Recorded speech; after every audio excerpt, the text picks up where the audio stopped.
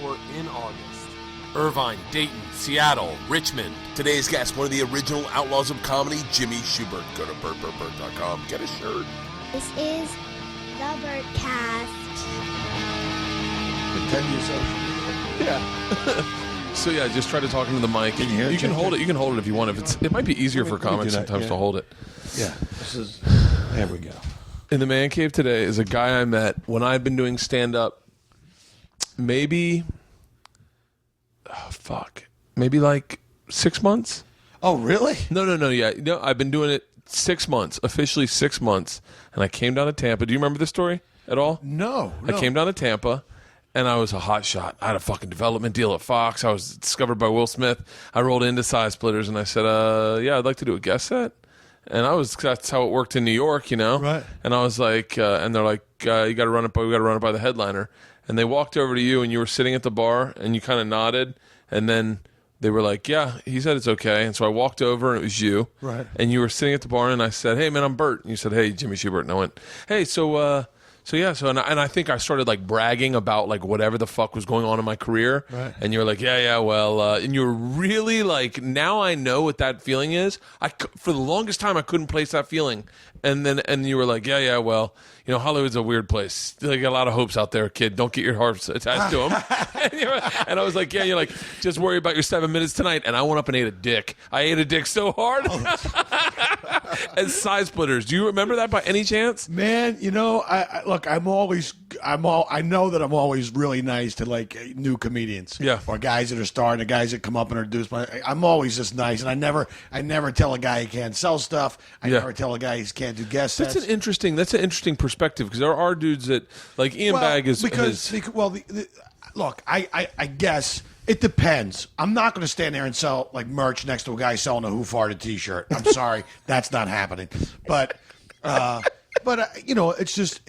don't feel comfortable taking money out of a guy's pocket, especially now when you guys almost have to sell stuff to be able to make a living, to be able to develop and go on the road and do stuff. So I've always been really nice to the guys who like ask advice or come up. So I've never really said no, but I kind of, now that you bring it up, I kind of do remember. But that's happened a couple times at that club. I remember I want to say this is a speculation, but I want to say you said at that time that you had a deal at Fox. Yeah, I had a couple deals at Fox. I shot a pilot. I mean, the thing was, and I'd been through what they call development hell. God. And then after you go through it, you go, oh, that's why they call it development hell. I mean, they give you a big check. Yeah. And you get a couple big checks, and you go, this is fantastic. I had one. They gave me another one. I mean, I shot a pilot. I mean, we were working on another pilot, and it was just that was an interesting time, because they were like, I think they gave a lot of the deals out. And I think a lot of the guys they gave deals to, I mean, President Company excluded. There were some guys like, I know Carlos Mencia had a deal, but he couldn't act, and they told him, say, get in, and so that deal, and other people like, I know some other guys who had deals that you kind of weren't able to, like. It was a great time. It was almost like, it must have been like what it was like in the 80s to be a crab fisherman. Well, like before there were TV shows about it, and you could just go up there and make fucking $50,000 and get hookers. Well, it's interesting because I went up and I was living in Florida at the time. I was living, after Sam Kinison had died, and I toured with him for like 5 years. I moved to Florida because there was so much work down there, and I took a job, believe it or not, as a house MC, and I got to do stand up like 6 nights a week. Where? At a place called Haggerty's in Boca Raton. You were living in Boca Raton? Yeah. This is what, 90? Well, it's probably like 92. Dude, are you fucking kidding me? I was going to Boca Raton like every weekend back then because I was dating a girl who was Miss Boca. Well, I was dating a girl who was not Miss Boca. But she was pretty hot. And grab my phone and turn it off. Keep going. I'm sorry. Yeah. So, yeah, but I was a little. I kind of went out there to just to kind of get perspective and clear my head, and I wound up crashing the Montreal Comedy Festival. And I just went up there with a reporter who was going up to cover it for the Sun Sentinel, and had a couple buddies of mine come up with a camera just to kind of like document it. And I was going up there, and I talked to the guy that runs the room over there, Jimbo. Jimbo's in Montreal, and he said, "Yeah, you can come up here." He goes, "You know what? Why don't you come up and headline the week before the festival, and I'll give you some money, and then you can anytime you want to go on. So I thought that was cool. When I managed to get into the festival, I got did a guest set on like a bubbling show, and I did that like 3 years in a row. And they finally invited me up. But every time I went up and crashed the festival, I was so successful. I think the first year I crashed, I got a pilot. Second year I crashed, I got a development deal. And the third year I went up and crashed and got another development deal. Holy shit, that's fucking. And I wasn't even invited. I mean, but I was able to get on the show. I was able to I got on New Faces. I got a New Faces with Brandon Tartikoff. Brandon Tartikoff walked right up to me after my set. And I mean, you know what the weirdest thing was? There was a reporter there to record all this. I mean, that's Brandon Tartikoff was the famed head of NBC. Well, yeah, he was a famed head of NBC, but he also had his knack was spotting people who had something that you could turn into a TV show. I mean, he found Michael J. Fox, and he was a big guy, Brandon Tartikoff. I mean, I was kind of blown away, but he came up to me after a set. And a bunch of people wanted to talk to me. As soon as he left, a bunch of people came up to me. And it was the weirdest thing. And I wasn't even invited. I mean, it was weird. That's got to be such a great fucking feeling. Yeah, and the next year I went up. I went up with Gary Valentine. GV, one of my favorite human beings alive. Dude, I love GV, man. He's a gas. One of the funniest guys. That's by the way, not to, but that is how I met you. Was through Gary. Oh, okay. Because we started playing golf out at Robinson Ranch. Oh, that's right. That's right. Yep. Yeah. And it's so funny because I'm a pretty avid golfer. I was just with Gary Valentine and Jackie Flynn, who Jackie Flynn. Every time I saw Jackie Flynn, Bert, gay or not gay? I can't remember which one it is. Jackie, not gay, Jackie. Not gay. Jackie. Not gay. Not gay. Okay, that's hilarious. But I do a podcast with him called Tea to Grin, which is a golf themed podcast. Shut the fuck up. Yeah. But me and I'm going to tell you something. Don't let me forget. But I'm going to tell you something that I think you guys should do. Right. That me and Tom Segura are doing. Right. That I'm going to talk to you about after. But that's a really. I'm telling you when I say. Okay, cool. keep going. So we. We were just down in Greenville, Mississippi, for my buddy Steve Azar has a golf celebrity, and we won. My team won. Really? Best round. We were like 8 under on the front and 8 under on the back. We were like 16 under. We shot like a 56. We won the tournament. Shit! The first round of golf, I was with a scramble. We were playing a scramble for, but everybody was a baller. Everybody could play. I mean, everybody was. We were always on the green around the pin. It was just picking the putt, and then really, yeah. So it was probably one of the best rounds of golf I've had in a long time. But I won. We won. My team won. So I got a nice little trophy, Mississippi Mud, but it's one of those interstate kind of thing. But it's the Delta Soul Classic, guys. I'm just figuring out how I'm going to mount it on my wall. But yeah, man, that's funny. Yeah, me and GV used to run that comedy club down there in Boca, Haggerty's. We would go down there because he had a condo down there. His family lived down there, right? Yeah, his mom and dad lived down there. His sister lived down there, and I used to golf with him down there. You know, Kevin would come down and we'd play golf and hang out and stuff. Yeah, for a while there, that was the place. I mean, there was so much work in Florida at that time. There was just that's what everyone says, and I mean, you could literally make a living and never leave the state of Florida. I mean, that's if you factored in cruise ships, and at that time there were some gigs in the Cayman Islands and St. Thomas. Sweet. Let's backtrack for a second because I've known you since fucking 98, 99, right. Technically because of that interaction. Right. Then I moved to whatchamacallit, started doing LA and started doing the X show with Gary Valentine. Oh, that's right. And then through that started golfing with you. But then even better is I would get I would say more personality comparisons to you. Like, do you remember? Because we're both lunatics and have our minds. Never forget Kelly Moran. Kelly Moran. Oh my God. Moran. God rest his soul. Fuck. Kevin, his brother, the one that would always comb his hair. Yeah. Kevin was. They were like. Wow. I think I don't think we're speaking too much out of school right now, but because Kelly died of a drug overdose, but they were eating pills like crazy at the time. Oh, they had, look, and I'm nobody to throw any stones. Me either. I've done my share, and my guardian angels have been working overtime around the clock. Got 3 sets of wings, a couple part-time guys. I got sodas in there if you want a soda or anything. So, Kelly Moran, a real good friend of mine, really really great guy to hang out with. Just a funny guy, super funny guy. And we lost him. It was a tough, Kinnison and my buddy. It was right around the time. It was like Mitch Hedberg, who was also used to work out at Haggerty's and do spots down there at the open mics, and so I knew him. And then also Freddie Soto too. Yeah, it was right. All three of those guys. So there's guys so much I want to fucking talk to you about that I hope I'm getting it all in. But so I met you the first time and that was you want soda? Yeah, I'm gonna go get it. They're in the nice in the kegerator. The kegerator's now filled with. You got to pull it open from the other side. Nice. This is a hell of a man cave, bro. I'm digging it. Yeah, thank you.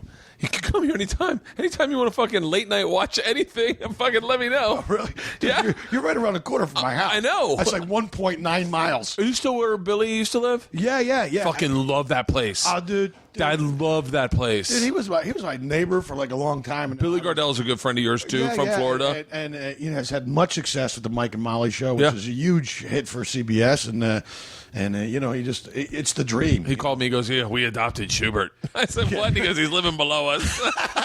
we were like the honeymooners. Nothing. He would yell at nothing. Hey, but it's he just moved in. He didn't move that far, but yeah. But he's living the dream, bro. So living the dream. So I meet you, and then I played golf with you a few times, and I think we went drinking one night, me, you, GV, and Mike Burton and Scott Henry, and then I go.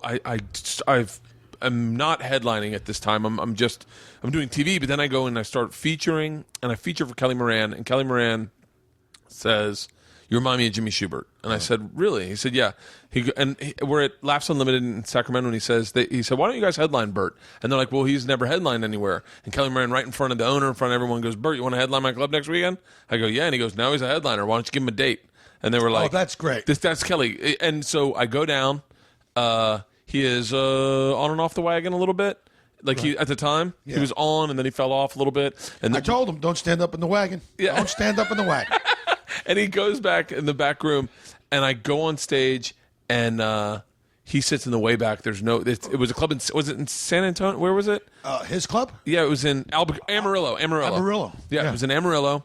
There were like cowboy hats in there. There were guns, and people got up guns. And then he sat in the back, and I hear him he's got a cigar in the back, and I hear him start calling out log lines of my bits, like, "What's the fight a bear?"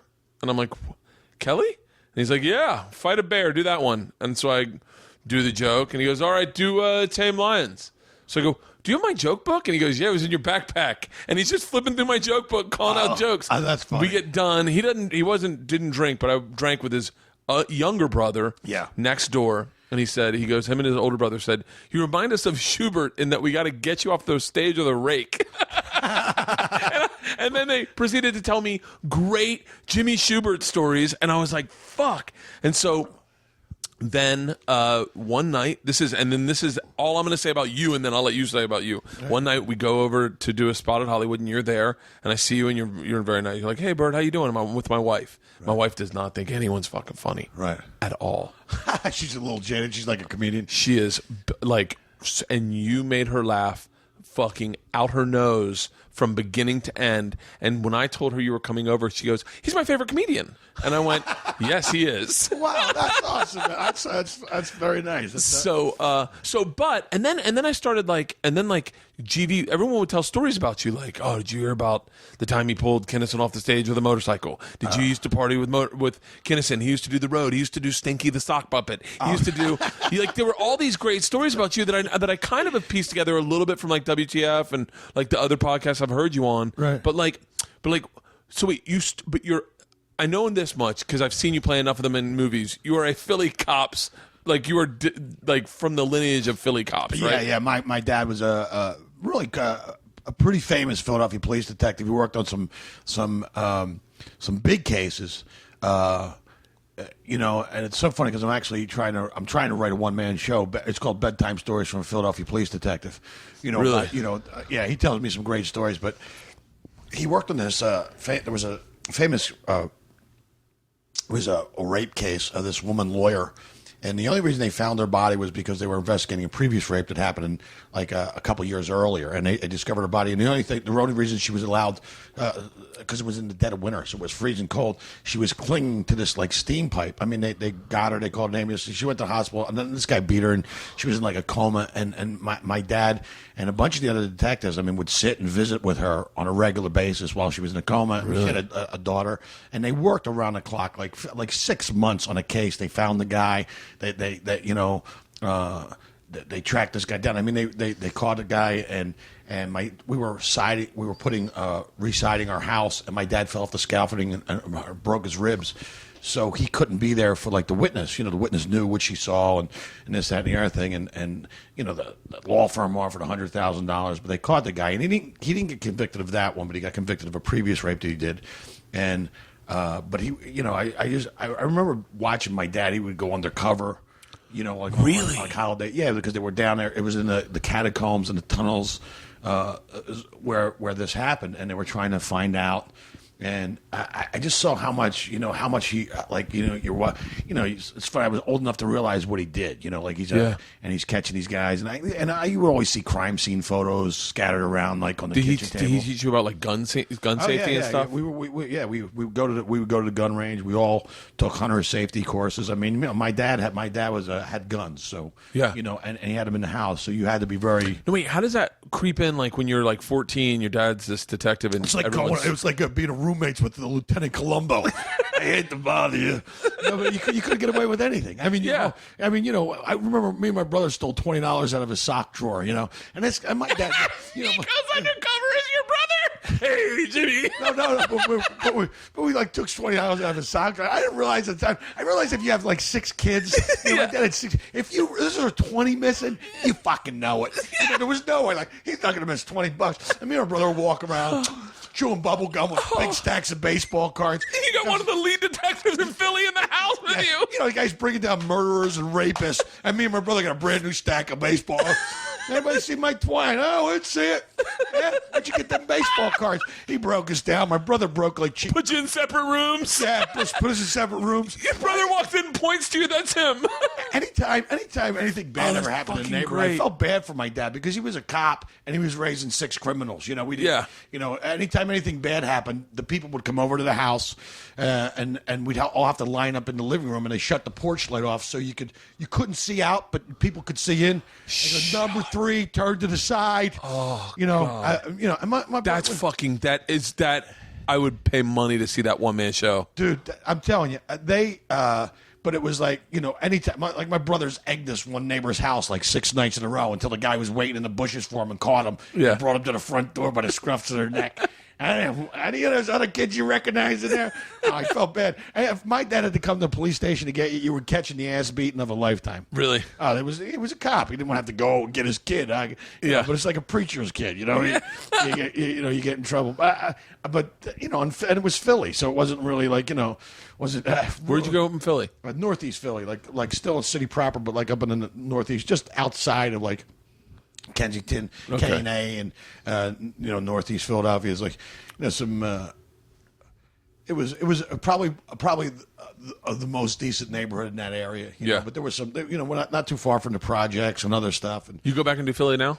Yeah, I'm actually going next week. I'm going to be doing the Borgata Hotel and Casino. So I fly into Philly. I'm going to come in a couple days early and see my folks. Yeah, and visit with my nieces and nephews, and then I'll shoot down to Atlantic City and do a gig down there, because it's the weirdest gig, because you do the Monday, Tuesday, Wednesday, Thursday, then you're off on Friday and Saturday, which is weird because they bring in like big in bands and stuff. So I shoot up to Philly for the weekend, and then I'm coming down on Sunday to do the Ray Garvey Memorial Show. You know, Ray Garvey was a guy that booked that, but he died of stomach cancer, but he was the guy who ran that room for years, and he was a super sweet guy, and he passed away. So they do a big benefit memorial show for him every year, and they raise money for his fund. But yeah, so I'm going to do that this coming week. So did you start stand up in Philly?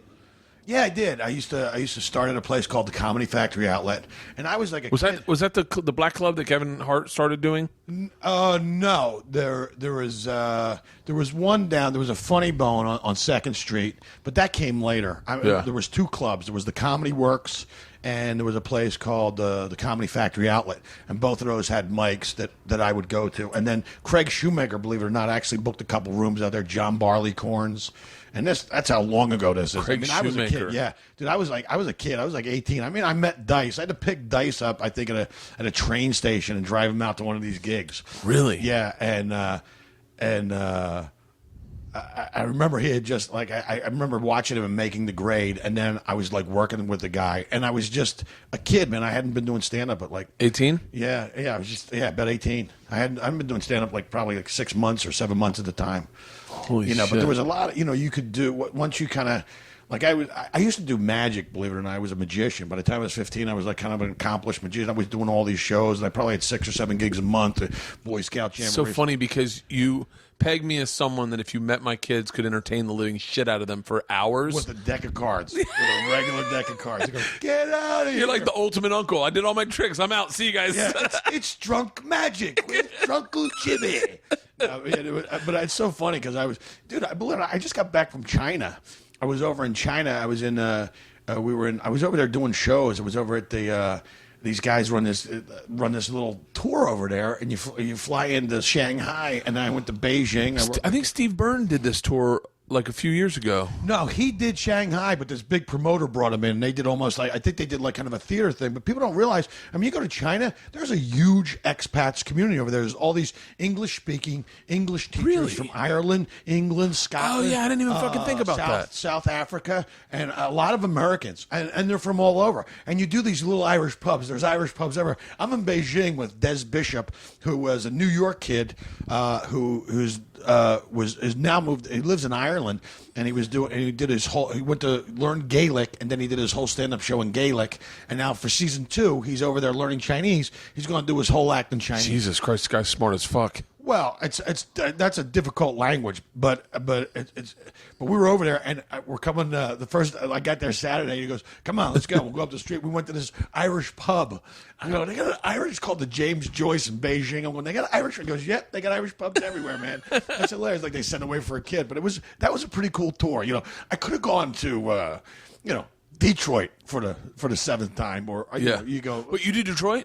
No, I don't. I'm just saying you could go to Cleveland or Philly, but I thought this would be kind of a cool little experience, and it was. It was really great, man. Yeah, I'd love to do some more stand up abroad. I've done South Africa and England, and that's it. But I would love. Have you ever done South Africa? I have not. Oh, you'd fucking murder South Africa. Really? Yeah. It's always so weird to me but you forget, like, stand-up comedy is kind of like a uniquely American art form, like jazz music. And you forget that, the way we do it here is not the way they do it. It's like I went to Israel, and they had Israeli comedians, and they had an English-speaking comedy night. So these guys are essentially doing comedy in their second language, which I thought was amazing. It's fucking but hard. they weren't that. I mean, it wasn't. So the anus is a round hole, right? And then the solid waste comes out, and then gas comes out, and then liquid comes out. Anyway, and I was like, anyway, and I was with Butch Bradley and Dwight Slade, and we were just in the back dying because I couldn't imagine doing stand up in a second language. Yeah, when you said about you were talking about the guy Des Bryant, I was like, yeah, I could learn Chinese, but I would only do 10 minutes. It would take an hour for me to get it out. I'd be like, yeah, Des Bishop, ni chin lo fang ma, ni hao ma. Yeah. So that's all I got. I learned enough to get me in trouble. When I was in Russia, I learned how to say. I would learn how to say things that I knew were funny in English, in Russian to them, and hoping they would translate. And I learned how to say "fat guy in a little coat," and I would do that from Tommy Boy for them, and they thought I created it. They're like, "This guy's fucking amazing." I know it's weird, man. But I was over there, and we were doing this one city in China, and the dude goes, man, I just got here. I've been here for 3 days. I'm so homesick. He's a lawyer doing an intern at a law firm over in China. He goes, watching your show just made me laugh. It was perfect. I'm not home. It just made me feel better because he was so home. Great. But yeah. But Israel's a cool trip too. Avi Lieberman does that. And that to me was like, wow. But this last year has been like a real kind of international year I was in Mexico, and then we went Israel, Mexico, and China. I think I'm done for a while now. Are you going My to passport looks like James Bond's. The Bahamas, Mexico, Israel, China. It's pretty cool.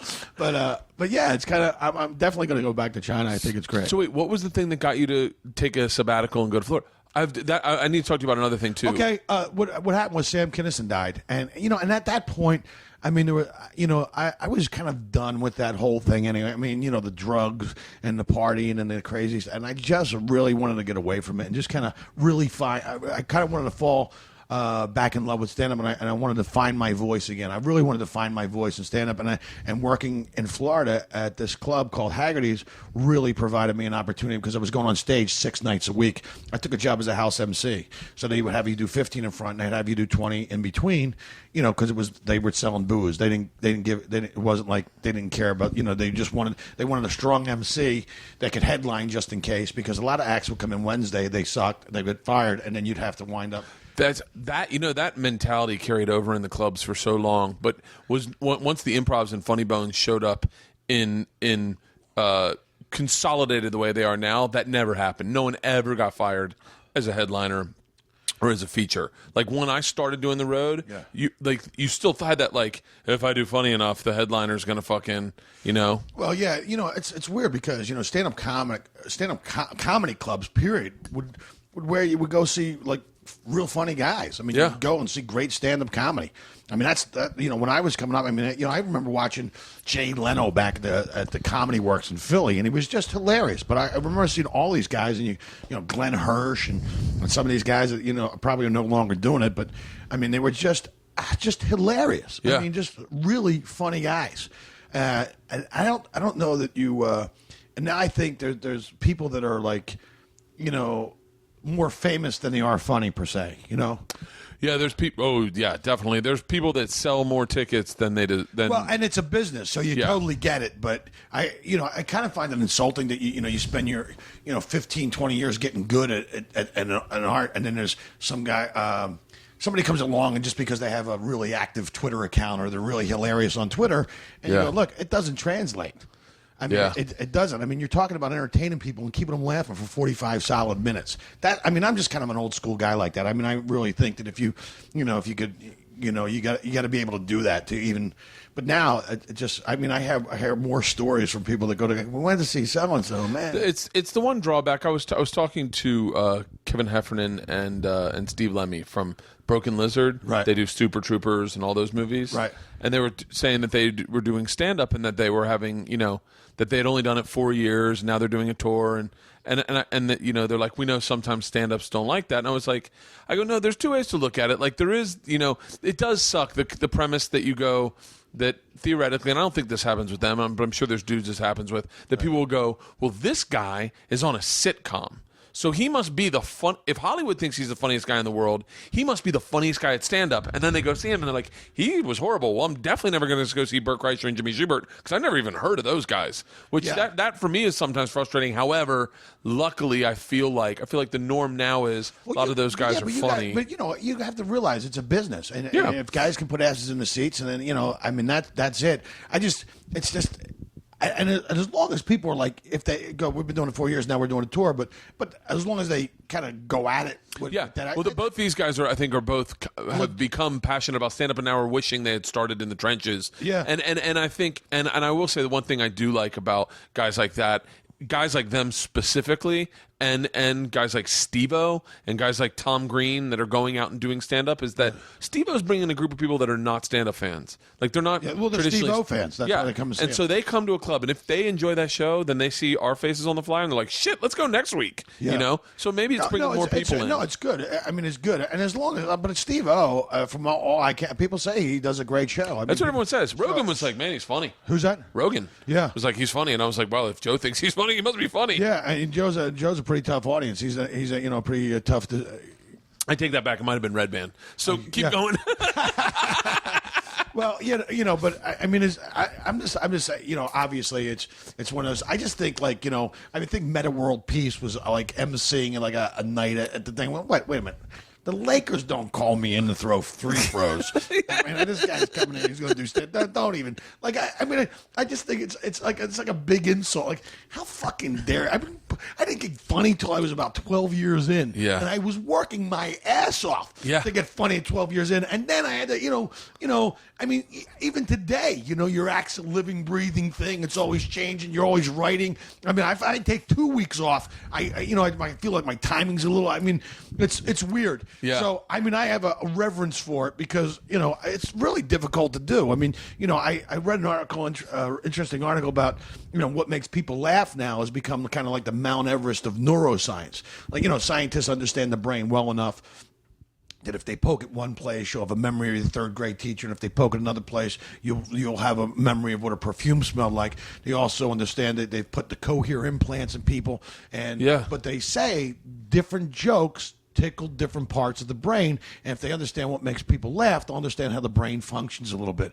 So basically, the knock-knock joke is like, is kind of like elusive as Area 51. They're just trying to figure it out. I mean, they actually went down and they did a study on what the funniest joke was.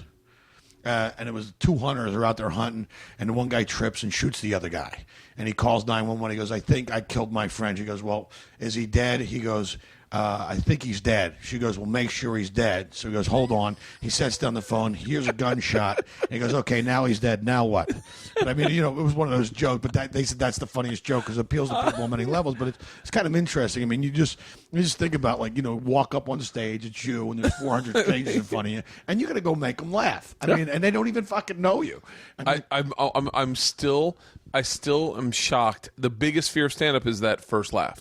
Yeah. Like, I go, I can do this if I can get them going. Yeah. If someone could jumpstart, when I was young, I was like, if they could just get jump-started and I could just walk into a laugh, I can keep people laughing. Yeah. But, like, I don't know how to start it. That was my biggest fear. I want, what joke, what type of joke I like the best? Where you can repeat the word that made you laugh in your head, and it makes you laugh harder and harder. Right, yeah. Like there was the one time in particular that I will definitely say, that I couldn't stop laughing, and we were out camping in Catalina. Yeah, I saw you were on a show.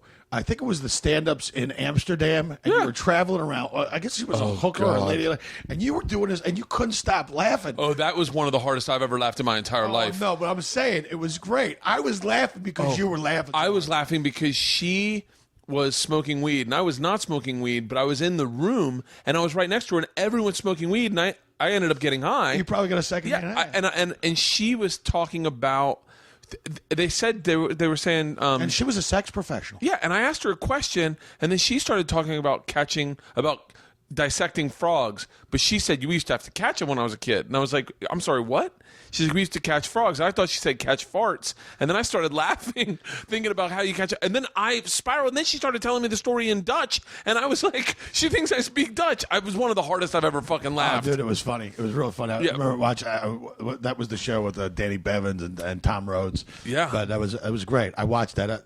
Everybody was funny on that show. I laughed so hard that time. And then once that's the one thing that sucks about marijuana. Despite the fact that I never really smoked it, the one thing that sucks about marijuana is once you stop laughing, you get into this like, what's going on? Well, it's so funny because they made it legal here. They got all these dispensaries out here now, and my friend runs a dispensary, and he tossed me some edibles. And you go, oh yeah, cool, man. And you go, I partied in 12th grade. Yeah, I know what it's like. And you eat half a cookie and you sit in your chair and hallucinate for 4 hours going, I don't remember this. This is like a mild mushrooms, Sit in your chair and hallucinate. For 4 hours, his phone's ringing, you're just sitting there just staring into space. I mean, it's actually, I find it medicinal. Yeah. You just got to be careful of the dosage. Yeah. You know what I mean? It's like, I cut the cookie in half, then I cut it in half this way, then I cut those in half, and I take like a 16th of a cookie, and then I can fully function and have conversations. But but that stuff is, just the pot has gotten so ridiculously potent out here. I mean, I can't even smoke it. Like, when we were kids, we had a lid, like a $15 bag of like really shitty Mexican weed, and you had to clean the seeds out and roll it up, and that was. I remember guys would sell joints, but this stuff that out here is ridiculously powerful. Yeah, it was. What was I used to have a joke a long time ago about the shitty weed we used to get when we were in 9th grade and 10th grade, and you'd smoke it. And you'd be like, "Anyone want to get pizza?" And like, yeah, I think we just smoked oregano. Because we used to get oregano. We used to go to a pool hall, and I guarantee you the guy was selling us oregano. But I don't. I'm. It's. You didn't think it was weed, yeah, but from and then the oregano to where it's gotten to now at the Holy dispensary. shit. Yeah, it's ridiculous. It's ridiculous. Wouldn't that have been great if that was in Disney World, Land of the Future, and the weed is going to be so strong. Well, you know, that's my medicinal buzz. I take a little piece of chocolate and I wash it down with a couple glasses of wine, and that's like the perfect buzz. You know, it's just like very mellow. You know. So wait, so I can only fathom how debaucherous it must have been with Kinnison. Oh God, bro! Yeah, you know it's so funny. I at some point I guess I should write a book about the ex. But it was crazy, man. I mean, you're touring with a guy who's. I mean, you got to realize he defined. He was my sense of humor. That's where my sense of humor. That was the first comic I ever laughed at. Brian Callahan played it in the back of a bus. We were going on an ice skating field trip, right. And Brian Callahan played it, and it was Lick the Alphabet. Yeah. And I fucking. It's the most beautiful joke because I didn't realize. Like you're writing a letter to Santa Claus. Yeah. Dear Santa, I want a new toy. And, you know, I got to tour with him. And I really think that Sam was like kind of a Letty Bruce of our generation. I think him and Bill Hicks were probably two of the most influential comedians on this generation of comics that are up now. Sam was just like a monster. We did one tour where there was no party. He was trying to clean up. It was just, you know... and he was brilliant. I mean, to watch him we did a mini tour, like 30 cities, and he was just brilliant to watch. And he wasn't and he was just working on his next album. And I just thought it was great to watch his process, yeah, and to watch him. But yeah, there are other stories. I mean, I was lucky because I got to tour with, you know, we're on a bus and we're driving. We're doing 70 city tours. You know, people are showing up. We did the Universal Amphitheater. We did 2 shows at the Universal Amphitheater on New Year's Eve. Went to Van Nuys Airport, jumped on a Learjet, flew to Vegas, and did like a 3:00 in the morning show at the Sahara. And it was just, it was just madness. I mean, you know, Richard Belzer and Lenny Clark and those guys were all hanging out. And there was a place behind the Comedy Store called Crest Hill. And me and Mark Maron were roomies up there together. We were kind of like the up and coming doormen. Now, is this the place? Because I think my buddy bought that place. It was really nice. It was really big. Well, I don't know that it was. I think it's connected to the property of the Comedy Store. I think if you go in the basement, they used to roll the barrels of liquor down there, and there's a door. There's a tunnel that goes underneath it. You can actually. They used to roll the barrels of beer down there or booze down there during the Prohibition. So the house is connected to the Comedy Store in a couple different ways. But it was, you know, it used to be run by the mob. Cohen, what's the guy's name? And so Mitzi owned this house and let you guys rent it? Well, no. Well, the house came with it. And what she would do is the house was, when she bought the old Ciro's, which became the main room of the Comedy Store, because it was just the original room, and then she expanded and bought the main room. I think that the house was part of the deal. They came as a package really? deal. But yeah, because I think they were, you know, but that was back in the days of, you know, the 50s. And it was mob run. And there was all kinds of ghost stories about the Comedy Store. And so, but that house back there, but there was a time period where like Sam would come up there and, you know, Billy Idol and Ted Nugent, and they were all coming out and hanging out. And there was like, you know, Ron Jeremy, and there was all these like, you know, and you're sitting there, and like the parties would start, and we'd sit around. And you're like, what, 21, 20? Yeah, no, I was a little older than that, probably about 24, 25. Oh, you know, fuck. And all these, you know, and all these guys, and then you're just, you know, and all at this time, you know, John Landis would come out. I mean, Sam wasn't famous, but he had this underground following of all these, like, you know, so I think like Penny Marshall and people would come in and he was like this underground kind of guy before he kind of broke big. But I mean, you know, we did two shows at the Fox Theater in, I think it was Detroit, and sold them out 5,000.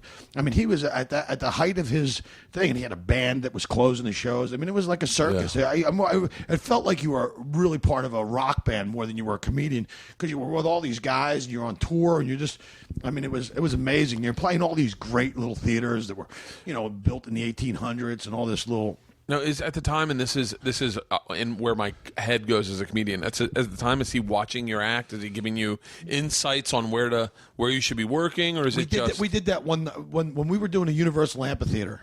Yeah. We took our video. We had somebody videotape our sets from being on tour, and then we all went up and watched the sets. And he said, "Listen, when you do this joke," he said, "the laugh is going to go out. You know, count instead of a 4 count, it's going to be like a 6 or 7 count because the laugh is going to go back, and then it's going to come back down to you. It's like a wave because it's going to go up and back." And sure enough, that night it was a big show that he was with the Universal Amphitheater on New Year's Eve, and he was walking backstage as I was performing, going, wait. Bam, and then so he did coach you up a little bit, which was really kind of cool. But one of my greatest things was like being able to make him laugh. I mean, crack him up to the point where he's just like laughing his But it was a really funny group of guys. I mean, there was a guy named Mitch Walters. I mean, Alan Stevens, Carl LeBeau, who's Carl's still torn. Still torn. I just spoke with him the other day. I think today's his birthday, but he's a friend of mine from like way back. We're like, best buddies. But he's still out there doing it. But Carl really kind of took me under the wing. Really? And he just, you're doing 5,000 seats, and I was doing 200-seat comedy clubs, and now you're doing 5,000 seats, and how do you make 5,000 seats intimate? I mean, there was I would be fucking out of my head. He said, you got to perform the joke. You got to be the joke. You got to be everything in the joke. Bring it to life. Bring it. Just don't. And I really kind of took that and really, because Carl's probably one of the most physical comedians out there working today. I've never seen him work, but that Club Laughs at Leonard in Sacramento, he was like the house favorite. They're like, you haven't seen Carl? He's the only guy I've ever met who could go out and just do a brand new 45 minutes on what he did that day.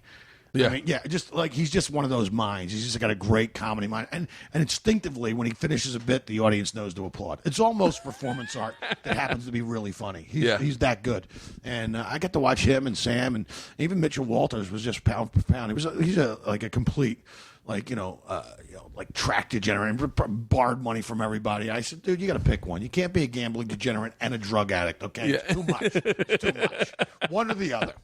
But but he was like an old school kind of joke guy and grifter. Like, I mean, he was a total, could do, card magic and sleight of hand, and he had all these like scams they would run.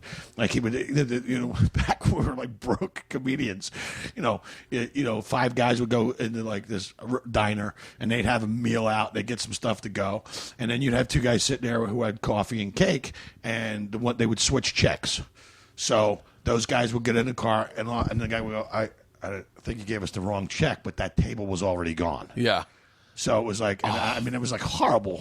You're a broke comic and you're starving. What do you do? Yeah. But there's all those little, but it was kind of like a magical time. I mean, that really was like my college, because it's a great investment, and especially I wouldn't trade whatever my experience was in college and moving to New York for anything. However, like if you said, well, we're going to give you a set of groomings, I fucking pick that one. That's like, I think every comic would be like, that would be fucking, it's epic. Yeah, well, it also worked. It's epic, and you didn't get lost in it. No, yeah, I did manage to survive it a little bit. When you're moving to Boca sounds like one of the fucking smartest moves I've ever heard. Oh, dude, I just wanted to get away from all the, I mean, every time you went to perform, hey, everybody wanted to talk about Sam, and he was really a good friend of mine. Not that I did a tour with him, but I really kind of put the experiences in my life. I mean, I got to perform in Philly at the Spectrum in front of my family, 6,300 people. I mean, we were sitting there. I remember he goes, hey, what are you doing? I said, I'm just, he goes, hey, Stallone's coming over. Why, so he would hang out with Stallone. We went to dinner at this Chinese restaurant, and Stallone, me, and Sam just sitting there having a conversation, or David Lee Roth coming backstage in Vegas, or, I mean, any of the guys. Ginger Baker played on one of the New Year's Eve shows, believe it or not. And, it was just, it's insane. Like, he had this, crazy celebrity following, and you would get to meet all these people, and they would get to see what you do. I remember remember the old China Club? I don't know if you remember, but we used to do stand-up there, but it was like one of the hottest clubs. In New York? There was one in New York, but they opened one out here for about 4 or 5 years. And I mean, I walked in there one night. It's Herbie Hancock, Little Steven from the E Street Band. Yeah. And they had John Goodman was up on stage, and they called themselves the Johnny B. Goodmans. But it was like one of these all-star like music things. You go, where else are you going to see this? God. This is insane. But there was a time that it was really, really kind of cool. And I mean, at the Comedy Store, I mean, they had 3 rooms going that were packed constantly. So you could literally do a set in the billiard room, run down to the original room, and then go over to I the had a main dream room. about the Comedy Store last night. I think it was because I knew you were coming over. But that's one place I wish that I had, when I'd come out here, that I'd gone there and paid my dues. But Yeah, well, the thing is like you were kind of already developed by the time you come out here, right? I mean, yeah, no, I was developed in the industry. Like I was on TV shows, I had sitcom deals, but I did not know anything about fucking stand up. I'd only been really technically doing stand up for like a year and 6 months by the time I moved out here. Yeah. So like I knew nothing, and then I started hosting at the Improv because Erin just liked me. And she was like, you're probably one of her favorite comedians. No, or you were her favorite comedian. well, no, we're really close now. Yeah. She's the reason she is definitely, I will say this, like one of the guardian angels in my entire life. Yeah. Because I did one set in front of her accidentally. Yeah. And Well, that's the way it works out here. I mean, you could you could literally get seen by the right person, and then your whole life changes. she called me the next morning. She goes, "I'm going to make sure you work for the rest of your life." I was like, right? I was like, what? She goes, "You're my new favorite comic, and I'm going to make sure you work for the rest of your life. I'm going to call you with some offers. Don't let Bertcast fuck them up." And I was like. So I was like, yeah, and Barry said, "These are the offers, Papa." I say we asked for $3,000. I go, fuck it, accept them. Yeah. I go, accept them. Whatever Aaron wants, accept them. And I fucking, to this day, she's been someone that's just absolutely been awesome. Oh, that's great. It's great. It's nice when you get people in your corner that can help you out or are always looking out for you. It's nice to have. I always wonder about the people who are. I always wonder if there's people trying to fuck my career up. Like if there are people that don't like me, and every time your name comes up, they're like, "Fuck that guy." Well, bro, you go, I'd have to have a career in order to fuck it up. What are you going to do? Wreck my career? Oh, I'll never work in fucking Boca Raton again. It's horrible. I mean, they say it doesn't make a difference what they say as long as they're talking about you. Yeah. Did you ever see that movie with the party with? It's called The Party with Peter Sellers. Where he plays this like Indian extra, and they're filming this scene, and he accidentally blows up this entire shot. And he goes, "Put this guy on; he's never working." And the guy puts him on the wrong list, and he gets an invite to this guy's party, and he winds up, and he's just like this Indian guy who doesn't know, but he's an extra in an Indian film, and he gets invited to this big Hollywood party and completely fucking wrecks it. I mean, I don't think I've ever seen that movie. Now that you say that, one of my top movies of all time. Wait, what was that? Oh shit, what was I going to say? Comedies. What was I going to say right after? Oh, you know what? Someone gave me great advice one time. I had bombed on a showcase, like an ICM showcase, and I was fucking. I was like, we need to set up another show. Like, like when you're young and you think that matters. And it was Barry Katz. He was like, "Papa, I think you're thinking that people think entirely too much about you." He goes, "No one thinks about you as much as you think." Yeah. Well, we're in the right profession for that. Yeah. Are you sure it's not about me? Yeah. You sure it's not about? No, but it's. Yeah, it's so funny because someone the other night showed me Rob Delaney. I don't know if you know him, but he's like I don't know that he does stand up, but he does. But he went out and had a rough set on Jimmy Kimmel. I've never liked the guy more after that rough set. What do you mean? Because I don't know. Like I like when when comics have tough sets. Yeah. I go, yeah, I've been there too. Now we're all on the same team. Yeah. It's like getting dumped by a chick and your good looking friend's like, "This sucks." Yeah, but someone couldn't wait to show it to me, and I'm like you. I was like, dude, everybody has them. Yes, I got a bunch of emails, and they're like, "Have you seen Rob Delaney's set?" And I was like, "No," and they're like, "Look at it quick." It's getting because taken down. Scrub it off the internet. Yeah, they're trying to get it off the internet, and I was like, and I hate even saying this because I don't want more people to go look at this guy's set. But you know what? It's everyone's got bad sets. That's nobody bats 400 during the season. You may get up there once or twice or have a little run, but look, I mean, it's really kind of a tough occupation, and you're Delaney, not always going to. And if you don't have, and if you're not performing all the time, you're going to go up, and you're going to have rough sets. I've had them. Yeah, I mean, I've had people that where just audiences just stare at you, and there's nothing you could do. He's got a really interesting story. Rob Delaney does. Yeah, really fucking interesting about like sobriety and depression. Yeah, and because to actually tell you the truth, I didn't think it was that bad. You know what? I didn't think it was that bad either. The part that I think that was tough was at the very end. I think he had known he had done bad, and then Jimmy Kimmel was standing next to him, and he's trying to make eye contact with the audience. That was the part where I was like, yeah, that I would rather just after a tough set, and I didn't think it was that bad, but after a tough set, I'd be like, I want to be the fuck off stage. Don't make me stand out here while you say who's coming out tomorrow. Yeah. That's it's dude. I mean, but to have a bad set when everyone's watching would suck. I mean, everybody has them. But yeah, everyone has them, and look, hey, I had mine on fucking national television too. Like I had mine on Last Comic Standing 2 or whatever it was, and I ate a dick, and it's like they show it. And it sucks, but it's one of the things about being a comic is that the camaraderie that is involved. Like no one can. Yeah, because no one's going to get it like another comedian gets it, and until you've been in that position, and until you've you kind of gone down like a Syrian fighter pilot. Yeah, and I think what people what got people excited is that Rob Delaney's had so much success on Twitter. He's got the most Twitter followers than everyone. He actually is fucking hilarious on Twitter. He really is funny on Twitter. Yeah. His Twitter's made me laugh once a day, but he puts out like 12. He's a writer. He can write the fuck out of some shit. And I think people were upset because he's now selling theaters. And I go, I totally get it, but his story, man, you should check out. I'm not going to tell everyone his story, but if you go online, he wrote an article about it. Oh yeah, yeah, like about depression and drinking. Like he was a real bad alcoholic, and now he's sober, and he's like a good fucking. Yeah, it seems to be a theme with a lot of comedians. It's definitely a theme. It's like we're all a little broken. Yeah, I just haven't ended up in a wheelchair, fucking from drinking yet, and so I continue. That's the gauge. Yeah, I haven't hit my bottom. I don't. But yeah, it's so I have friends of mine. They're in AA, and some of my best friends. And and I asked, well, he goes, no. I mean, he goes, you may be a world class abuser at times, but he goes, you're definitely not. He goes, you don't understand what an alcoholic is. So what's that? He goes, you just I take one drink, and you won't see me for 4 days. Yeah. I go, oh, okay. I went to. I've never woken up and started drinking. I've never done that. I have. Yeah. Well, unless I was on vacation. Yeah. I mean, I was like, wait, I've totally done that. I did it for a pilot one time. I did. Dude, your history is pretty. You got a pretty rich history as well. I mean, you got. You were the.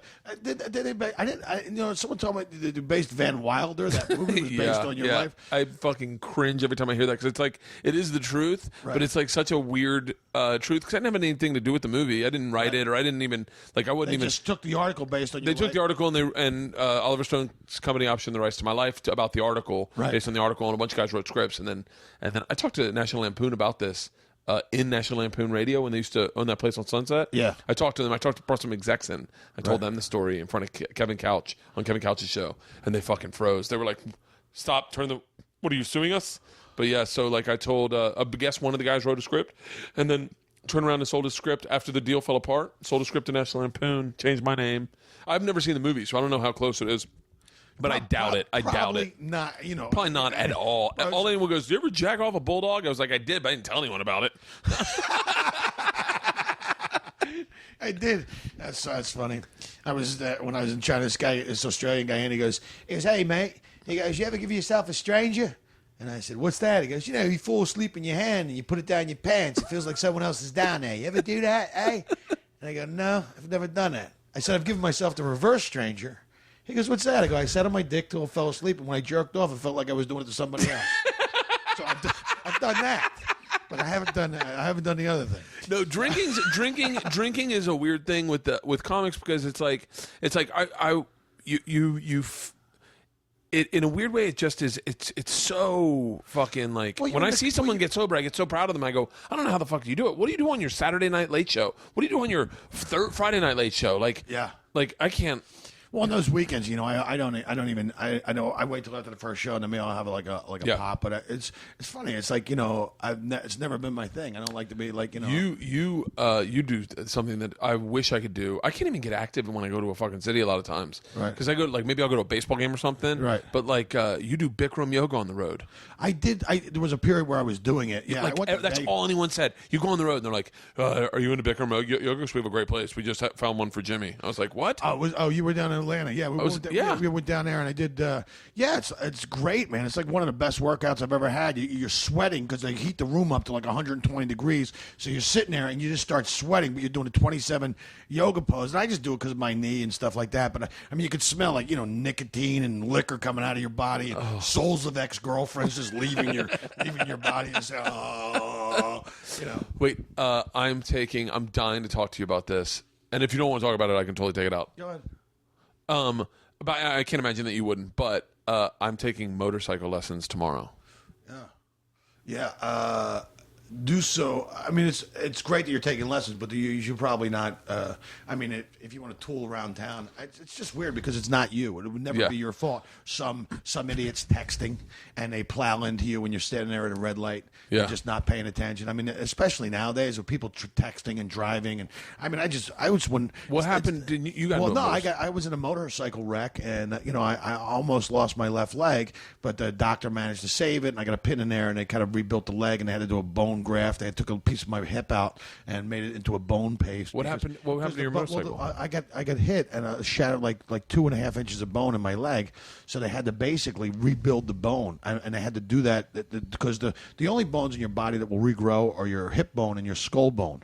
So they can take that piece of your hip bone out and they'll make a paste with it, and then they rub it on the thing, and it starts to grow. It starts to grow together. Yeah, and that was like 3.5 years of my life. I was like I was on crutches and pins and casts and hobbling. Where around. were you? I was in Los Angeles. I mean, it was one of those things, really, literally.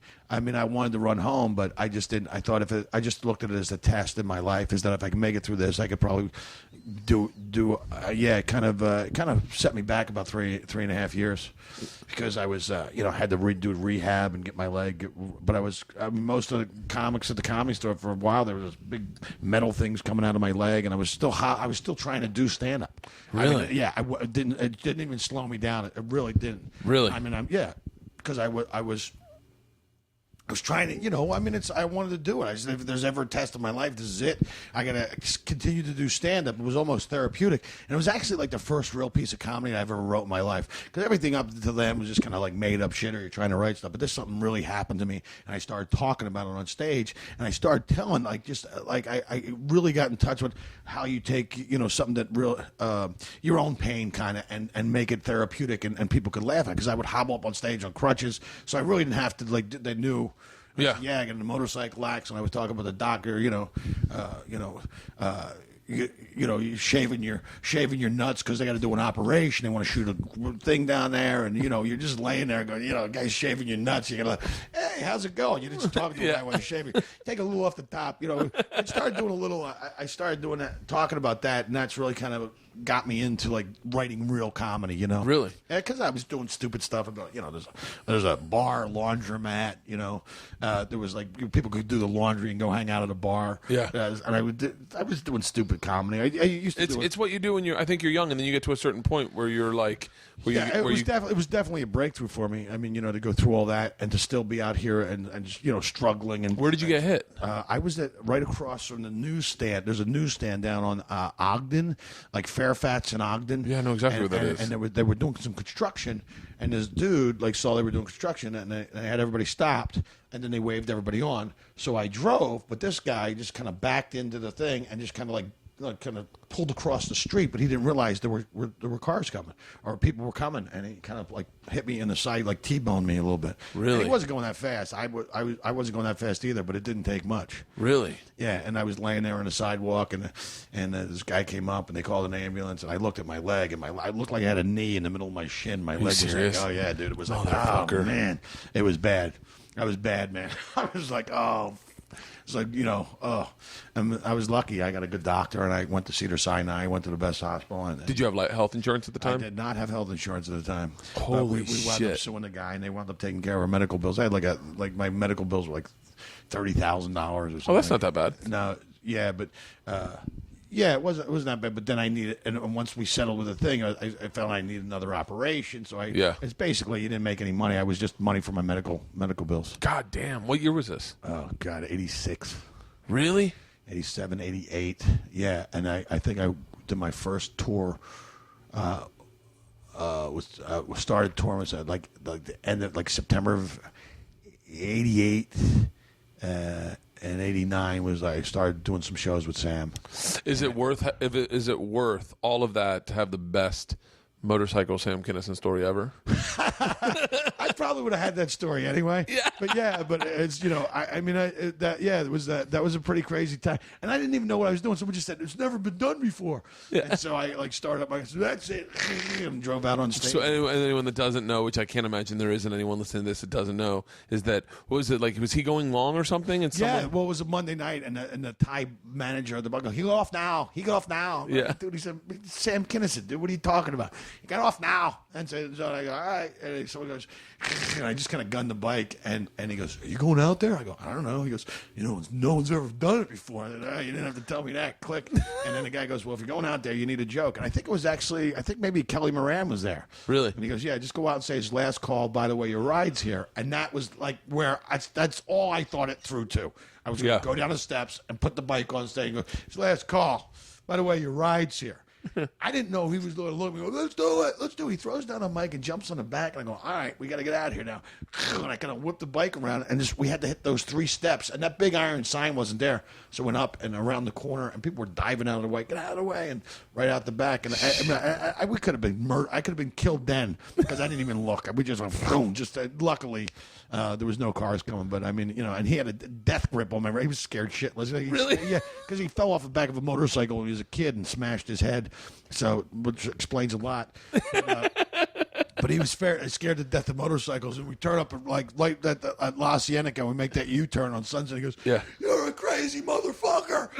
"Yeah, you're pretty crazy yourself." Yeah. And we pull up, and like 40 people would come running out because they heard the bike go ripping through the building. And they're on the sidewalk applauding. And I just kind of pulled up, and he jumped off, and I took off and went home. And I didn't think anything about it. I didn't think, like, at the time, I didn't even think anything about how, cool it was or anything like that. Yeah. I didn't even see him for like 2 weeks. And then I walk in, he goes, "Jimmy Shubert, get over here, you crazy motherfucker." And he was standing with Lorraine Newman and Randy Quaid from Saturday Night Live. But after that, it was like kind of become buddies, and we went on tour, and it's insane. Fuck. Yeah, but it's just craziness, I mean, that whole the drugs. We were in Vegas, and like you were doing the dunes, and they're doing like we're supposed to be there for 2 weeks. They hold us over for a third week because this male review coming in canceled. So we're there 3 weeks in Vegas, and with Sam Kinison at the fucking old dunes, dude. We had like we were going to the Olympic Gardens. We had our own VIP. Billy Idol would come in. They were playing Billy Idol songs. All the chicks would come up. It was fucking insane, man. Can't. I mean, it was definitely like rock. I could only imagine what it would be like if you were like in a rock band in that era of the 80s and early 90s. Yeah. How crazy. I mean, it would have been just being on tour. You got to write a fucking book. Yeah, got it. Yeah, you know what? I'm actually outlining one now. You got to write a book because like I'm in the middle of a book right now. Yeah. And it is. First I'm in of the all, middle of a book. It's a pop-up. Let's go. What was this? Lenny, you know Lenny Marcus out in New York? We were at I fucking. It's almost like you have to write a book now. I mean, it's not just enough to. You have to. Only because being a stand-up comedian has changed so much. You were saying that when we started. Yeah, well, it's just it's really kind of because you think about this as like there weren't that many comedy clubs. I mean, until the comedy explosion of the '80s and 400, 500 clubs popped up across America. I mean, really, if you think about it, there weren't that many clubs in like 1976. There were probably, I bet you, were probably like 15 clubs maybe. Yeah, and that may be a lot, but most comedians would open up for bigger name acts, and that's how you would do Vegas. Yeah, and like stuff. they'd open up for the Commodores or but there wasn't like until that comedy explosion happened. I mean, then there was A rooms, B rooms, C rooms, D rooms, one nighters, and you could just literally tour the country. And at one point I was doing these creative runs through the Southeast. I mean, you put 1,000 miles a week on your car. You got to do a Tuesday night in in one place, or it was Clarksville, Tennessee. Drive over to Cedar Bluff, Virginia, do one night there. Drive down to Prestonburg, Kentucky, and then on to Knoxville for the weekend. But it was clearly over 1,000 miles of driving. Yeah, and you'd have to get up in the morning and drive and I did that for probably about 3 months straight. I said, I got to figure out a way to get the fuck off the road, and that's when I decided to crash Montreal. But and then later went to the Comedy Store, and just kind of that was after I had moved to Florida. I was doing all that, and I was living with the girl down there, and I was like, I gotta figure out a way to get back to Hollywood. Yeah, it's. I always say to people when I see them on the road and they're really funny, I go, just go to fucking Hollywood or New York. You just got to be there. Yeah, it's really hard to. Well, I think you can develop. Other places now, because a lot of places. There was an open mic scene in Beijing.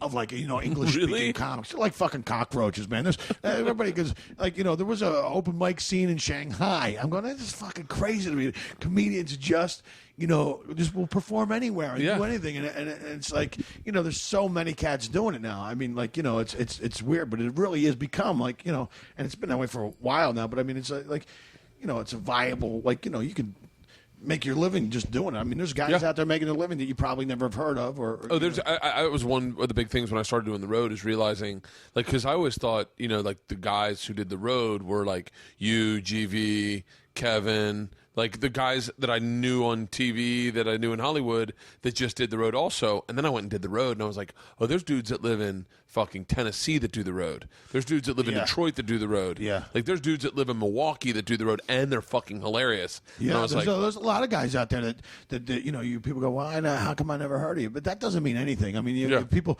listen, go, I want to go see a comedy show. I mean, especially with the internet, you can just Google somebody and you can watch video on them and go, oh yeah, that guy's worth going to see. I'll go see that guy. Yeah. I mean, I was doing a show. There's a videotape on the internet.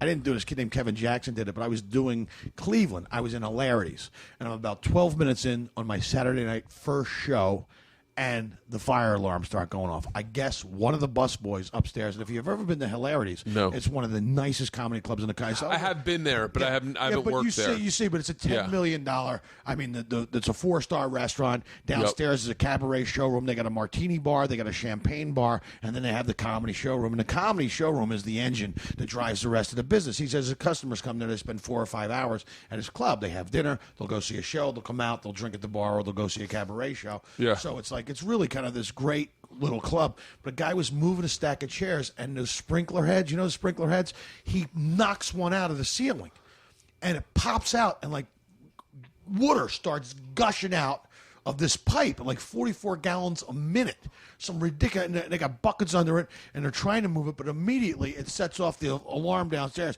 And the guy goes, everybody please evacuate the building. I'm like 12 minutes in, I'm fucking crushing.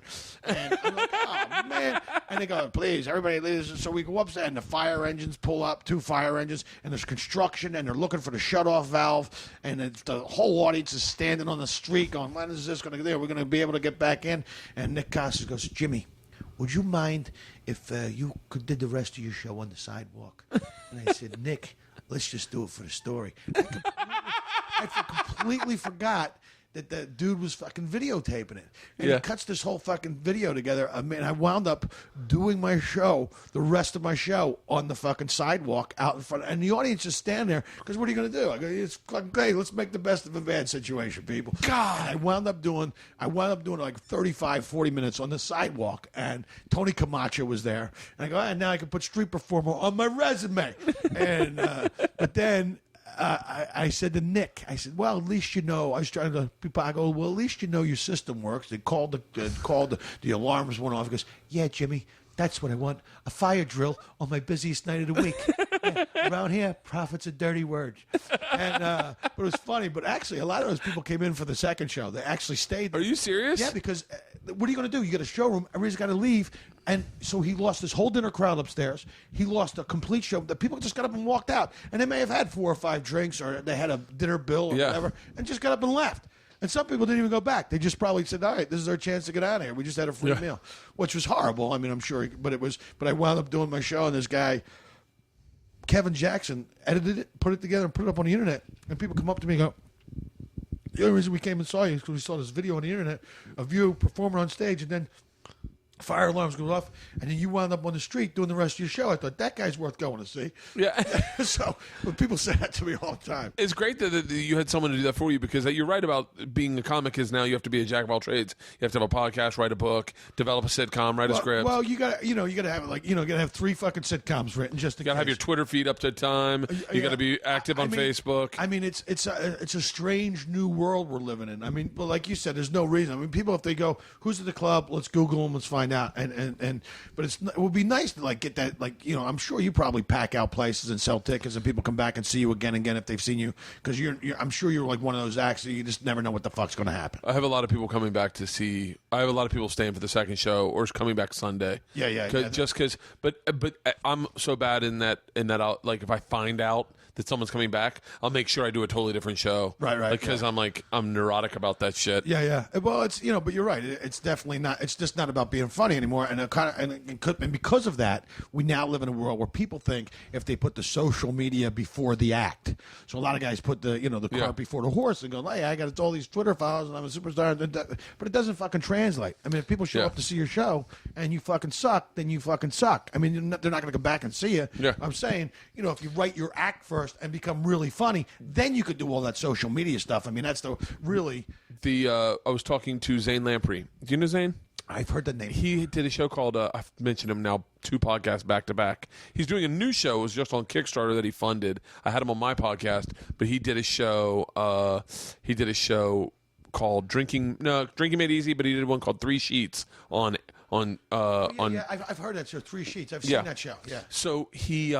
Which is like, you know, which like David Tell used to do Insomniacs. Yeah. Like kind of a version. It seemed very similar to that. It was semi similar. Yeah. It was, and so he did. He did a tour after that, and we were talking about it because I had someone had told me about him, and I had followed a little bit of his tour, and he did House of Blues all over the country and theaters and sold out everywhere. Like he was selling tickets everywhere, and I said, that's got to be awesome. And he goes, well, it was a little short-sighted in my opinion because I went around, and then I don't think I provided that good of a show because the next year when I wanted to go to the tour, we just didn't sell as many tickets. Right. And I was like, yeah, I guess you only get that one shot to do a theater tour. You know, you really only get one shot to hit when you go out and you say, like, this is my presentation. Like, I'm here, I'm selling out. Yeah, but if you got those people coming to see you, I mean, the one thing I will say about Kinnison is that, you know, he went out, he had this phone call thing he'd do where a guy got his heart broken, and then he would call the girl. And it got kind of weird because, like, you know, sometimes people wouldn't answer. You go, oh, sorry, buddy. But then they made it so there was a girl backstage. So you call the phone backstage and a chick would answer. Yeah. And then you would just go off. And people didn't know, but it would fucking brought down the house. Yeah. And the next time he went out, he brought a fucking band. I mean, he was always trying to top himself with theater because people they would come and see him. And he had 4 comics going on for him. He had the Outlaws of Comedy. There was Alan Stevens, me, Mitch Walters, Carl LeBeau. So I had 4 guys in front of him. Then there was an intermission, and then Sam would come out and do an hour. And then he would close with something big. So there's people really got. Jesus Christ. He really got. And those guys, I mean, Carl LeBeau and Mitch and those guys, they were all, you know, we were all funny guys. I mean, you know, everybody's doing 10 or 15 or 20 minutes. And then Sam would come out and do a show. But, I mean, he always would sell out. And even if he was a little slow, he'd do some radio. And that's where because we're on tour, you know, we pull in to the bus, unload the bus, and there's a limo waiting to take you to the radio station. And then you do 3 or 4 or 5 radio stations. And I would go with him just because I want to learn how to do radio. And I met Bob and Tom, and I met all these guys. And, did you meet Ron Bennington during that time? Yeah. You know, I don't know if I met Ronnie till later on, but yeah, Ronnie B is one of my favorite. Oh, he's great, man. He's great. But dude, I did a thing called we did the Ron and Ron radio station. We did the Disciples of Comedy, which was very much like a takeoff of, you know, and I think Sam was like the first guy to actually bring like a group like Dane Cook did Tourgasm but Kinnison, and then he did the Kings of Comedy. But Sam was the guy that was bringing like 4 acts out. I mean, I said to my buddy Ray, I said, man, we were doing that. I mean, if they had the wherewithal to film that and show that at the time, that might have been like a really cool concert film. Oh God, yeah. Yeah, but it was but who was on the Disciples of Comedy with you? Well, it was me. It was Carl LeBeau. It was Dan Carlson. There's a kid named Jeff Applehoff who actually went on to produce a show called Don't Forget the Lyrics. Now he's a big television producer. I remember he was your roommate.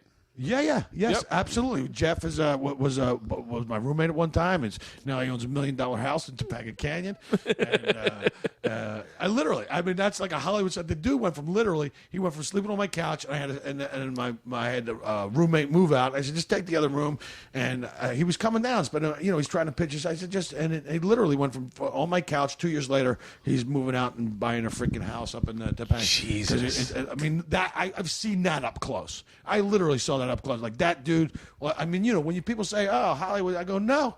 If you're out there pitching and writing, and this dude now, I mean, Who else was? Not to get off the subject, but it was Lou Angel. I mean, we had a bunch of guys. It was Fez. The Fez was there as well. Yeah. But it was like, it was almost like visual radio because they had all these radio listeners that would come out to the shows, and then you're doing stand-up, and we were doing other, like, crazy stuff. Like, I have a marching band just come back through the back and just kind of march in, and it was like the show was happening all around you. It was almost like, I don't know if you ever heard of a show called Hell's a Poppin', where, there's all this kind of like, the show was going on all around the audience. So that's what we try to create with that show. And it actually was really successful. We did like 12 or 15 markets in Florida, and so like 2,500 seats, sold at the Tupperware Theater on New Year's Eve. I mean, people loved it. It was great. I mean, Ronnie B is one of those guys. I could listen to him. He's great. He's a real. I mean, that dude's like a real broadcaster. I mean, he's just his mind, the way his mind works. He's a. And people, if they listen to him, he's got the Ron and Fez show on XM, or on Sirius XM. Yeah. But I mean, it was so funny because he was in Tampa, then he was in. I mean, people talk about comedy. Radio is a tough business. He was in Tampa. He was in Fort Lauderdale. Every now and then, I'll Jackson. Google that. I Google the video of him and Ron Diaz breaking up on air. Yeah, that's a tough one. But you know what? My favorite video of his, one of the guys, the dude from the Hangover who gets left on the roof. Spoiler alert! Right. But is the same guy that was in National Treasure with Nicolas Cage. Right. He comes in to do an interview one time, and he comes in with this I'm not talking shit about anyone. I'm just telling you how this went down. He comes in with this like douchey attitude, like, hey, and they're like, how you doing? He's like, I'm doing. And they're like, okay. And he takes some time and he puts his coat off and he sits down. And he's like, yeah. And he says something kind of douchey to Ronnie B. And Ronnie goes, you know what? Fuck this. This isn't worth it. You need to leave. And the kid goes, I'm sorry. And he goes, I'm tired of this fucking Hollywood attitude. I'm taking my time to highlight your film, and this is my show. And you walk in and you fuck it up. And let me tell you something. It's not worth it for me. I don't give a shit. And the guy's like, hey, man. And he's like, no, I get it. You're fucking too big for us. We're just some lowlife. And he starts berating the kid. And the kid, Justin Bartha is his name. The kid goes, hey, man, I'm sorry. And Ron goes, no, it's just, I get it. It's over. And the guy goes, listen, man, I'm really sorry. Do you think we can apologize and get past this? And Ron goes, I don't know. We'll see.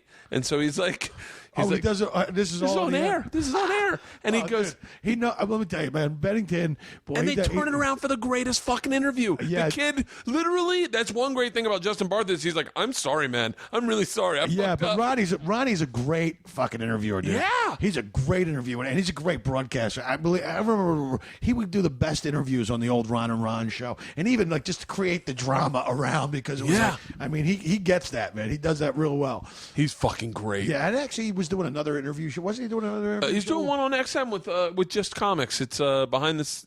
Yeah, behind the laughs or something. Yeah, that's great. Yeah, I want to see that. I wish that was a series I could get. XM is not. I feel like has not provided the content. Well, easy Ronnie was like the big guy in Florida. I mean, he had a comedy club down there. He had a radio station. Coconuts, was that it? No, it was Ron Bennington's comedy scene. Yeah. And Larry the Cable Guy got to start with those guys. I mean, kind of busted him out a little bit. Yeah. But Tom Rhodes is from down there.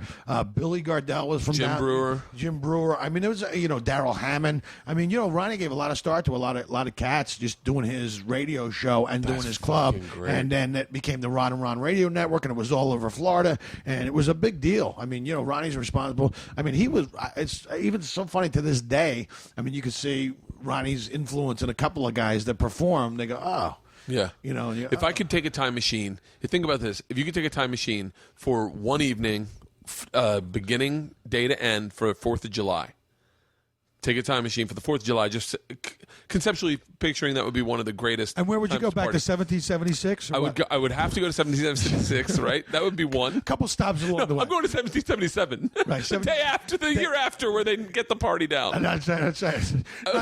Still cleaning up people's wounds. Yeah. There's still blood on the battlefield. Where are the fireworks? Where are the fireworks? Right. No one's barbecuing. That's hilarious. But yeah, I would go to the 80s. Right, visit the 80s. I go to Clearwater Beach or Clearwater Beach in the 80s or like Miami Beach in the 80s. Now, would you grow a mullet out for that trip? Fuck yes. Oh, dude, I got a picture for you, bro. You want to see a picture? You want to see? I'll show you this. It's on my freaking phone, but you'll love it, dude. This is total. It's priceless. Where is it? Oh, there you go. All right, that's me and Joan Rivers. And that's backstage at the Dunes. For a second, I almost said, which one's Joan Rivers? Oh, look at that hairdo. Shut the fuck up. Bro, look at it. It's Daryl Hall. It's Daryl Hall, bro. Jesus, you had great fucking hair. You had great hair. Look at that mullet, bro. Holy shit! Shirt tucked in. That is a state. Joan Rivers looks great. She looks. I think she looks better now. Yeah, she's had some work done. All right, and here's my other favorite shot. This is me, Robin Williams, and Sam Kinison on stage improvising in the original room at the Comedy Store. Holy shit! Yeah. That's the essence of that. And they're time. both looking at you. Yeah, and we're doing an improv. And they were just kind of the fuck up. Yeah, dude. How great's that shot? Oh, that's going up at your funeral. That's a funeral picture. That's a great. That's one of the like defining moments. Oh no, it's a great shot. I mean, that's fucking amazing. Had a ton of stuff that those were the kind of moments that you would have like back when comedy was booming like that. I mean, Robin Williams come in. I watched Richard Pryor come in, and he would come up on stage and he'd do like 5 minutes before hey everybody, and shut the fuck up. And you got to watch Carlin would come in and do his main room sets. He's working on a new. Hey, fucking's legal, selling's legal. Why can't selling fucking be legal? But I mean. Carlin's my hero, man. I love George Carlin, but I got to meet him. I got a picture of, dude, I'll see if I can't find this pic for you. But this is me and Carlin, and dude, he can't be, Carlin ain't that, it's on my Facebook page. People can go check it out, but it's me and George Carlin backstage main room Comedy Store. God, he looks, I mean, he's got all his hair. He's got like a full beard. He's wearing glasses, and it's like you got to watch these guys. Dude, that's what I say. And watch Richard Pryor come in and take like he would start like doing like he would like go 5 minutes. And next time he would go up, it would be 7 minutes. And then it was like 8 minutes. And then it was 10 minutes. And then it was 15 minutes. And he just had this like sense of fucking honesty about his fucking stand-up. You just go, God, man, this is fucking. You get to watch this process, which is really cool. And I remember sitting there. I mean, Gary Shandling would come in, and you got to watch, just all these great comedians. I mean, Louis Anderson, Dice, Sam Kinison. Oh, you texted that picture of me and Louis Anderson yesterday? Oh, I tweeted that to you. Oh, you tweeted it? That was so... I was at the Comedy Store when I had my camera. I always take pictures. I got another one of Sebastian and Mike Young, and I'm going to tweet them up. I got all these. I took all these pictures. I just never do anything. It was so great. I saved it, and I was like, I can't believe how young I look. I look like a child. That's not that long ago. That was like... That's got to be like... It's got to be 9 years ago. That's going to be 9 years ago? No, it's right before Louis had his heart attack. So I'd say 9 or 8 years ago. Oh, wow. No kidding. Yeah, because I think I had one kid maybe. Like I had Georgia. Wow. No kidding. Yeah. That's amazing. So I discovered all this. I just would take pictures. I bring my camera. I was, and I was going through and going, why don't I fucking just tweet these out? It was the greatest. I got that tweet from you. I was like, oh, I wonder what's going on. I thought it was as soon as I got it. Here from we are, podcast. Yes, I know. And then Louis called me. He was like, I'm in Vegas. And so now I was like, it was such a great fucking. It's what sucks about this business is that you get disconnected from people when you don't work with them, but then when you do, you get connected right instantaneously. Yeah, and it's funny because Louis was one of those comics that you watch, and he was just a great fucking comedian. Yeah. I mean, he told me the difference between a good comic and a great comic is callbacks, and he had callbacks, and they were legitimate, like boom callbacks. And I said, that's interesting. But I mean, the information you get when you hang around with these world class comedians is like even Paul Mooney. I was talking to him about stand up. He goes, stand up needs to take place at like a kind of a slower pace. Like you're just kind of like it's almost like the difference between television and film. Like television moves really fast and film moves slower. It's almost like hypnotic. So you're up there kind of talking. But you got great advice from a lot of guys. Ian Shandling, I said, do you write clean or do you write dirty? He goes, hey, I write what I write, and I move the clean stuff over, and then I do dirty stuff.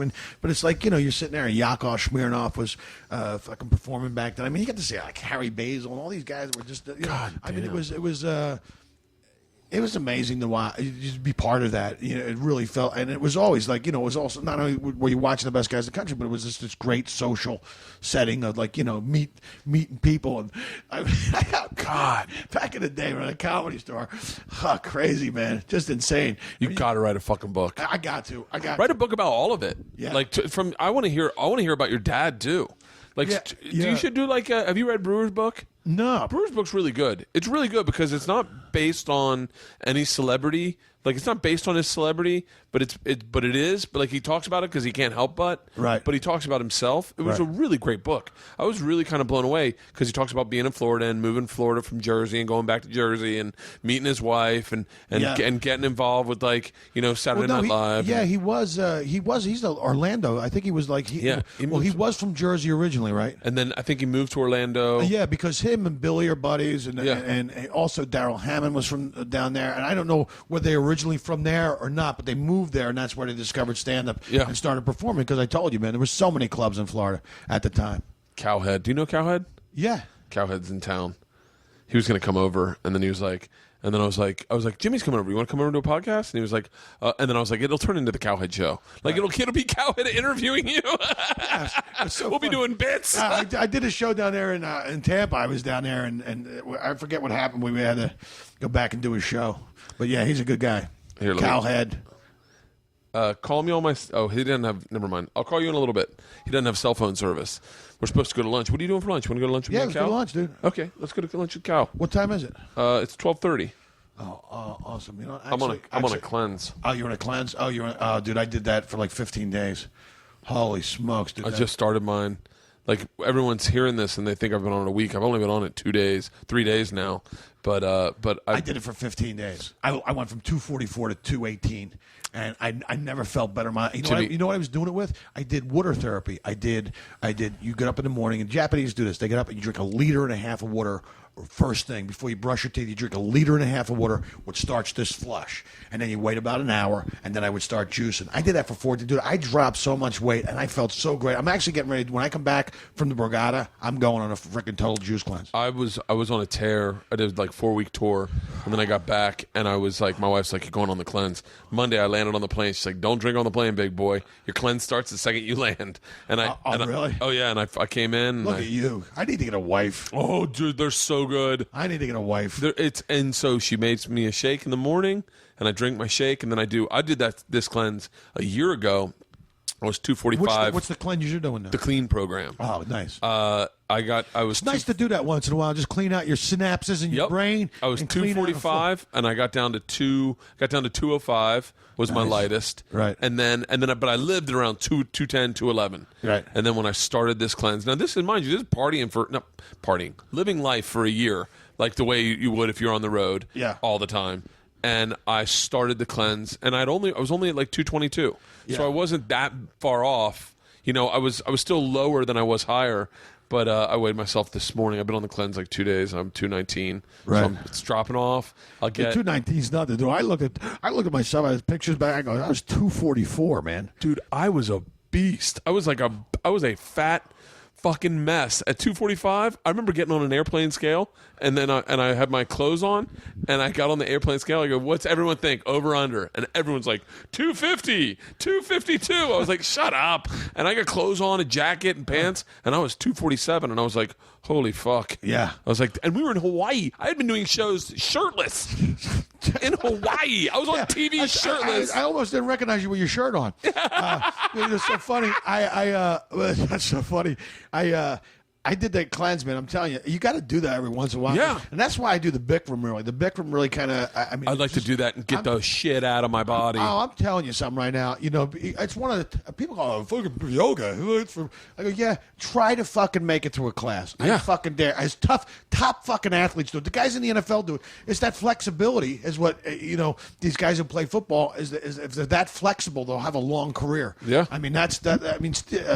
Jerry Rice used to have an off-season workout that guys would fly out and work out. That guy played in the NFL for like fucking ever. Yeah, forever. And the average NFL career is three years. 2 or 3 years. That's the average career. So So I started. I actually discovered that one of these NFL guys was doing this Bikram yoga and was doing one of these. I went, holy smokes! And when I was in Vegas, it's so funny. When I go to Vegas, I do the exact opposite. Instead of going out drinking and carrying on, like I was with Eleanor and Steve Simone, and they took me to church. I went to a Catholic church, and the priest comes out. It's Vegas, like dun, dun, dun, dun, dun. The guy's got a live band. It's like freaking Elvis, and the priest comes out. Dun, dun, dun, dun. The priest was like an Elvis impersonator. Comes out. And, you believe in the body of Christ, man? I do. All right. Instead of communion wafers, we were away deep fried banana and peanut butter sandwiches, man. When you go to get your communion, you have to go hit me. Hit me. Some sticking, but yeah, but then I was doing with my buddy Claude Shires, and he was into it too. So we did like 4 days of Bikram. I was like, this is amazing. Yeah, and that's when I got kind of hooked on it. I did it a couple times. They got one right over in Studio City. Really? Yeah, it's not bad. It's probably less than a mile from here, but it's great, dude. You do the first class, you're going, oh, holy shit, this is horribly hard, and I'm breathing in fire. I'm breathing, but what the thing is, then you get hip to it. I would freeze bottles of water, and I would take them out that morning, so it's ice cold water, and one was for pouring on me, and one was for drinking. Oh, dude, but you would be drenched. It was like you would come out of Bikram yoga like you had just jumped in a fucking pool. You were drenched. I love that feeling. Yeah, dude, believe me. You know what it's like? It's like giving yourself a massage on the inside. It was, and I'm telling you, I would, to this day, when I get back from the Borgata, I've already told myself I'm going on a cleanse. I'm doing a juice cleanse. I'm getting back in the Bikram yoga. I'm going to Montreal Wednesday. Right after I have liposuction and a fucking nose job. What? No. I'm going to Montreal Wednesday. Oh, you're going up to Montreal? Yeah, for the first time. I've never been. Oh, dude, you're gonna love it. I mean, it's not like it once was, like back, but that's what I'm afraid. It'll be fun. It'll be a good time. That great place. Is that you on Letterman, the Late Show with Letterman? Oh yeah, isn't that great? That's a great shot, dude. Yeah, that's I love your man. Justin by the way. Justin Stengel grabbed it for me. He was like, here, I'm going to call Cowhead because I know he's fucking going crazy about lunch. Justin Stengel grabbed it for me, pulled me off to the side, and was like, take this, throw it in your backpack, and we'll get you a screen save of a shot of the fucking thing. It was one of the greatest. Hey, I'm talking to Shubert right now. Oh, okay. What's up, Cowhead? Hey, how are you, buddy? Good, man. Been a while. You hungry? Starving. Do you have a car? Yeah. Why don't you come over to the hill? Just take a little. I shouldn't tell everyone where I live. Maybe. I'll text you my address. Come over here. and We'll eat over in the valley. All right, Chief. Text me address. I'll head over there now. All right. Bye. Wow. Nice. I was about to go head up to Ralphie's place, take a right, and then yeah, dude, this is like right in my neighborhood, man. We should hang, dude, if you're around, Dude, man. Here's what I always offer. People never take me up, but like a lot of times, Joey Diaz and like people just call and go, "Hey, let's podcast." Like Ralphie and Joey one night were like, "You free?" I was like, "Yeah," and they're like, "Let's podcast." So they came over and we just hung out here for like 3 hours. Dude, that's awesome. Casual conversation. I go to the Wits at the driving range. So like in the I just saw that the other day. I dropped my kid off for tennis, and I go, "There's a fucking driving range right here." Oh, dude, best driving range in the world. Jim Brown is always there. The Cleveland Browns running back, that monster. He's always out there. Are you serious? I run into more celebrities at that freaking driving range. Like, that whole, I was the Hatfield McCoys, that History Channel special. Yeah. So I walk out there, and it's like about 10:30, 11 o'clock in the morning. I get a big bucket, and there's the dude, Mean Dave, I just watched the Hatfield McCoy miniseries. I'm going, look at this. I said, you were just, he goes, yeah. He goes, that's right, mate, I was. I said, you fucking English? He goes, I didn't even fucking, he goes, yeah, I fooled everybody with that one, eh? I started talking, I said, was the limp your idea? He goes, yeah, the limp was my little touch. But I got to sit there, we were just fucking smacking golf balls out there. Dude, that Hatfield McCoy's was so good. I kept wondering, why don't they make movies about the States? Makes movies just like that about the States. Yeah. You got to go? No, hold on. Answer it. Hey, Lise, what's up? It's a podcast. Okay, we'll see you there in a bit. All right, bye. Nice. You got Yeah, I forgot. I'm meeting my friend for coffee. Oh, nice. Yeah, she's an actress, but I've known her for years. She used to be a waitress at the Comedy Store, freaking almost like ridiculously long time ago. Even before I got there, she used to be a waitress. But she's an actress, and I've known her for a long time. So we're just meeting for coffee to catch up. I'm texting Cal my address. Nice. This is great, man. Yeah. We'll definitely have to hang, bro. You're like a mile away from my house. Yeah. What we should do a podcast, me, you, and Billy. Oh, that would be great. Because I know Billy would never do a podcast by himself. But if you come over, the three of us can fucking talk for hours. Yeah. Well, it's it's funny because you're always like, he's like this become this huge guy now. It's funny because I think about that, and I remember. I mean, Billy was saying, "Hey, I think I'll go do morning radio or something like that." He was. I would say a year from tapping out. Yeah, like a year from tapping out, and that's when it happens, man.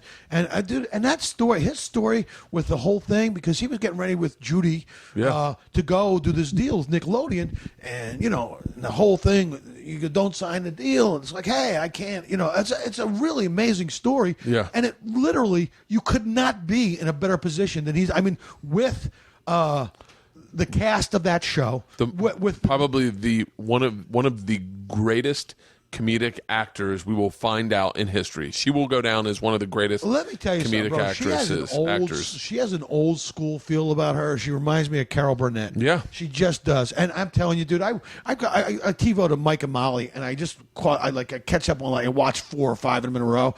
And dude, I'm telling you, fall off the couch funny stuff. I mean, that's a great show. She's hilarious. I haven't seen her in Heat yet, but I hear she's great in that. I heard she's great in Heat. Yeah. She's great in everything I've ever seen her in. And Mike and Molly's great. And it's like it. And I know they got a lot of heat for 2 overweight people falling in love, but you're like, that's dude, the fucking. Let me tell you something, dude. I think that is more real and more honest than anything you'd see in television. Look, it's like CSI. My old man goes fucking watches their show. He goes fucking crazy. They never let these fucking assholes fucking kick in the door. CSI people don't carry fucking guns. You get a cop on a show going, yeah, we're here for fucking thing. Your whole fucking show is fucking phony. People don't fucking carry guns. David Caruso doesn't interview people. Yeah. He's a fucking CSI guy. You get in a fucking lab. Get your white coat on and get in a lab, fuckhead. This is for fucking real police work. But now people watch those shows. Just the state of television, like the hillbilly hand fishing, honey boo boo fucking. You just watch that shit. That's like a societal lobotomy. Yeah. That is just for people who I go, holy smoke. There's got to be, there was like 3 fake commercials on called The Tanners about people who work on their tans. It was all bullshit. And then there was Long Island landscapers. And they almost seem like great show ideas. You're like, you see the horrible idea that fit. Fucking crazy as in your fucking life, and you're sitting there watching people bid on fucking storage lockers, and there's like 9 different versions of that fucking show. What fucking makes me crazy about that is once you've been in production long enough, you know that's impossible to shoot. That's impossible to shoot because there's too many logos. There's you don't know what's in that thing. There's no way you can open it. You're gonna have to strike all the fucking logos. So first off, so reality television is not reality. television. That shit. It's almost all scripted. We fight so hard to make our show real. Not fight anybody. Not fight the network. Not fight anybody. Just fight the actual process of making television. Yeah. Because it's fucking impossible. You do a crash and you meet someone. You got to boom mic them. And if you got to boom mic them, you might lose good audio on a great reaction because they jump up and down and the mic wasn't ready for them to jump up and down. And there's no recreating it. And then what you're doing is you're serving a product that you're hoping people just go, I hope the motion carries through. I watched one of these fucking shows. I want to say it's like Restaurant Intervention. Yeah. And they go, Restaurant Impossible. Not Restaurant Impossible. It's one with the gangster. It's he sets up all the secret cameras. Look what they're doing here. Yeah, he looks like a guy. He looks like a fucking. I think that's the one. I'm not sure. There's one that's on Food Network that's really great. So that I love the one on Food Network and the one on Cooking is really great. Yeah. But the other one, the one that's on Discovery or whatever the one. Yeah. That one is I'm watching 2 people approach a bar and then talk about how it's hard to get service. And how they're on a secret camera. It's so hard to get service. Where's our bartender around here? Where's our bartender? The bartender comes in. Clean audio on all of them. 2 strangers walked in. Where the fuck are you getting audio from people that don't have mics on them? Where the fuck is that happening? It's impossible. Then they have the one guy smoking drugs behind the dumpster. Who signs a release for that? Who signs a release? Where are you getting audio on him smoking drugs by himself? Yeah. Like no one in their right mind is like, you know what? Fuck your show. I don't want America to know I'm a drug addict. But they got the guy mic'd up. They're getting clear audio from him. Yeah, and they clean got audio. Yeah. Oh, it makes me that's crazy. So funny. It must drive you because you realize how much work it is. Oh, look, I get it. No, I get it. what they've done is they've hired 2 actors to come in and try to get a drink, and they've also distracted the bartender, so the actors have time alone to go, or every time he comes up, where the fuck is this guy? They do their lines. John Tappernon's from Bar Rescue. Yeah. Oh yeah. It's so funny. I was reading a blog. I was watching. I think it was season 2 of Louis or season 3 he had on Doug Stanhope. Yeah. Did you see that episode? Yeah. Where he played. And he talked about, and then Louis C.K. goes on a blog and talks about, they were at the end of a hellacious shoot. They weren't even going to shoot the episode, and Doug had kind of read for him over Skype, and he shows up, and he had such enthusiasm for it. I mean, it was really cool. You see, but I don't really watch a lot of television. I watch a couple shows that I'll just TiVo. You know what I mean? You can see, when a show's done good with reality, and then when a show's done bad, and you're just like, look, there's no way you got all this shit. Hello? Is that her? Yeah.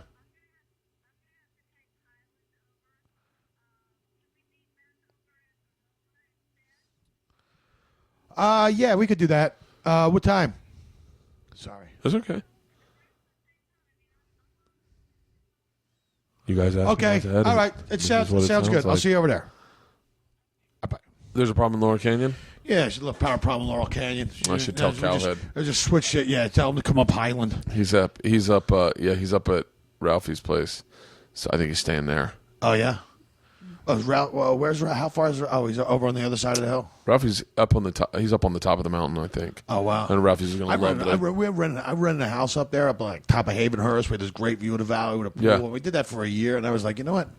Fuck this. I'm a city kid, man. I need to be able to walk somewhere. Dude, I love living in the valley. Yeah, I do too. People give it a bad name. I go, you know what? You can kiss my ass. I love it. You can make a left turn in rush hour out here. Dude, I love this. I walk my dogs. I ride my bikes. Yeah, it's a great neighborhood, man. I love this part, this section, Studio City. I love it. I love it, dude. I've lived here for years now. It's just my favorite. And I've lived everywhere in L.A., but this is actually like my favorite part. Well, whenever you want to come over, man, and do a podcast, I'd like, even if you're just like what Joey will do. This is and this is Joey Coca, right? He Yeah. just had a little girl, right? He just called me like 20 minutes or right before you came here, 20 minutes before you came, and he was like, "Hey, I'm walking the baby. What are you doing today?" I was like, "Nothing." He goes, "You want a podcast?" And I was like, "Sure."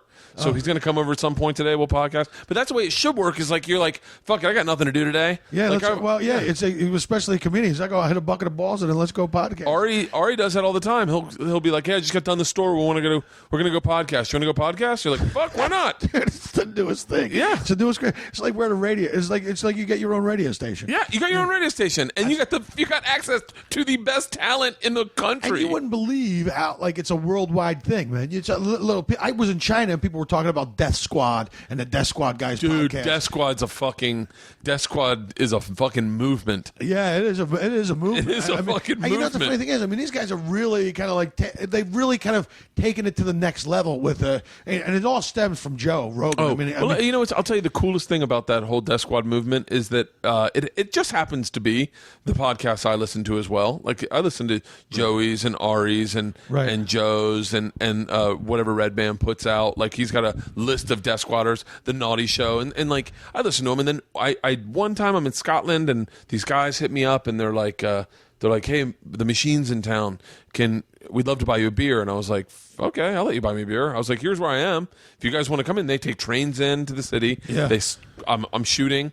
We get done shooting. I walk over to this bar. They're like, "We're here. We're commuting through Twitter." We sit down. They buy me a fucking beer, and they're blown away. They're like, "Can't believe we're drinking with the Machine." And I'm like, "Oh yeah." I was like, "Everyone does it. Like it's not." But then what's crazy is that there is this like hypothetically speaking a fan celebrity relationship that could happen. But what turns out is that we just start talking about the podcast that we listen to, and we're all talking about. We're all fans. Yeah, no one's better than someone else. Yeah, podcasting leads to if you're podcasting, you listen to other people's podcasts, and you don't realize how far reaching that is. Yeah. I mean, when a guy comes up to me in China and goes, "Yeah, I listen to Death Squad's podcast all the time," man, he goes like, "Oh wow, that's amazing." It's just it's all stories and friends that you know. So in a weird way, they know your friends, and you guys have friends in common. Yeah, so you can just catch up and drink beers and bullshit about like I mean, we sat down and Joe had interviewed Bobcat Goldthwait, and they were like, "Did you hear the Bobcat interview?" I went, "No. What did they talk about?" And so we just fucking ended up talking about that interview and Bobcat, and like, it's fucking great. It's funny you bring up Bobcat. I was doing Bob and Tom with him a couple years ago. He just came out with a movie with Robin Williams called. He played the dad with the son that world's best dad or world's greatest dad.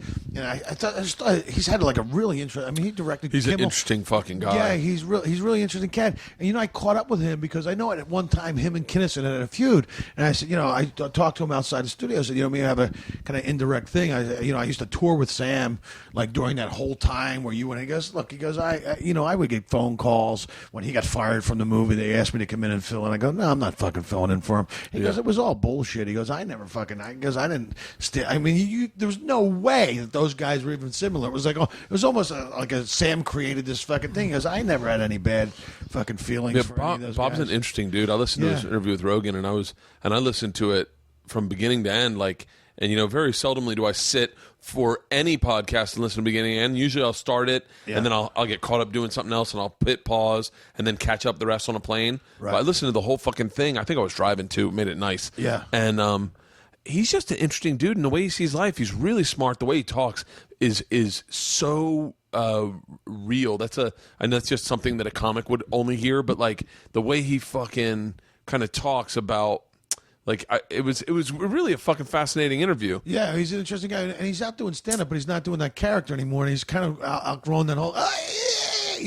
But even that was an interesting character for a while. Yeah. I think he was from Boston, or there's a lot of. And then he went to San Francisco, I think. But even any comics coming out of Boston. I mean, Boston is one of those towns has such a really great comedy pedigree. Philly is just you, Kevin Hart, Tom Glass, and Paul F. Tompkins. Kevin Hart is a Philly guy. Oh yeah. Well, not to mention Bill Cosby. Oh.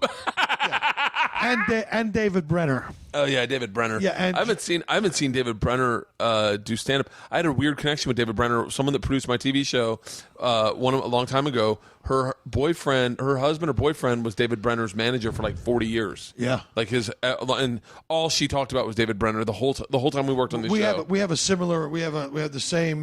same agent for a number of years, and really? I met him at a party. He goes from Philly, and I honked out, and I just actually met him up in Vegas at a celebrity poker tour. My mom loved him. My mom thought he was genius because he was from Philly. Yeah, he's from Philly, but he's like, it's so funny. I was at the Improv one night, and some comic goes, "Hey, me and you do a similar joke," and he goes, "Well, then stop doing it." And he walked out. I was like, what a fucking great thing to say to a guy. It's fucking, me and you do something very similar. He goes, well, then stop doing it. Yeah. He just walked past the guy. I was like, what a fucking hard. How do you fucking walk up to freaking David Brenner and say, yeah, me and you do a similar bit. Yeah. But it's funny, man. Well, cool. I'm glad that you, I'm glad it's so funny. I'm glad you posted that picture of me yesterday. This has been fucking great, Jimmy. It's fucking awesome. Where can everyone find you? They can find me at jimmyshubert.com. I'm putting this up next week. Any dates to promote? Cool. I'll be at the Borgata next week at the casino. They can find me at my website, my Twitter account. They can listen to me at T to Grin if you're a golf fan. We listen, talk about we got Jim Furyk call in, Nancy Lopez, some like the PGA Tour guy, Billy Herschel called in after he had his first win on the PGA. So we got a lot of these, it's just it's kind of interviews you would get with these PGA guys because they look so uptight. But on our podcast, they actually break down and tell some great stories. Jason Gore, great. You got to get John Daly. Yeah, we got to get. Well, we're building. We did like 16 episodes now. We're trying to get good guests and it's a kind of golf themed podcast. It's really gotta funny. Fucking put the heavy hand down on TV. I do it with Dennis Regan. Yeah, and Jackie Flynn. Yeah, and both of those guys are super funny guys, and myself, and it's really kind of interesting. I like doing it. So if people want to tune into my podcast, GV's a celebrity now. He hit that hole in one at that. Yeah, we just had him on. We just had Gary on. Really? Yeah, we just had him on. He hit a hole in one. Yeah. I said, "Is that your first?" He goes, "Yeah, that's my first." He goes, "I hit a hole in one before, but I had to re-tee my ball because it went in." But he goes, "And I had the hole in one there." But he goes, and he goes, "It's great to hit a hole in one while the fucking cameras are rolling because at the BMW hit a hole in one." That's pretty great. Yeah, he's a good golfer. I got to get him on the podcast. Maybe we'll do a late night bottle of wine podcast. Yeah, dude, that's what we should do. You, GV. Yeah. We'll have Billy drive us home. Yeah, exactly. Well, yeah, you toured with him and Steve Byrne. Yeah, we toured with Jameson. Yeah, that must have been. I was there when Billy stopped drinking. Yeah. I remember that night distinctly, and I remember thinking, if I stop drinking with him right now, 10 years from now, while he's not drinking, I can look back and go, can't believe I've been drinking this whole time. I've been drinking the whole time. And he's on TV on fucking NBC, on CBS. Well, actually, the timing of that was perfect because all the other great stuff started happening. Yep. And I don't know whether you don't know whether you've been in, because I'm like the kind of guy, if stuff's going good, I'm backing off everything and just behaving myself and minding my P's and Q's. But he goes, that you would think it would work that way, but he goes, that's not the way it works. He goes, just now you have, excuse to go even crazier if you wanted to. Yeah, because you got good things going on. Yeah, but I've always been like, my philosophy's always been the other way. If you got nothing going on and, you're shooting heroin in the back of the fucking billiard room, whatever, man. But if everything's going good, it's like, hey, everybody, how's it going? As Geraldo says, doing speed off a switchblade. Speed off a switchblade. That just was such a real fucking, he said that in one of his hours one time. Yeah. And I was like, wow, that really must have happened. Doing speed off a switchblade. Yeah, that's... God rest his soul too. Another guy who was really funny. We'll do this again. Absolutely, man. Thanks for having me on. Awesome, Jimmy. Thank you.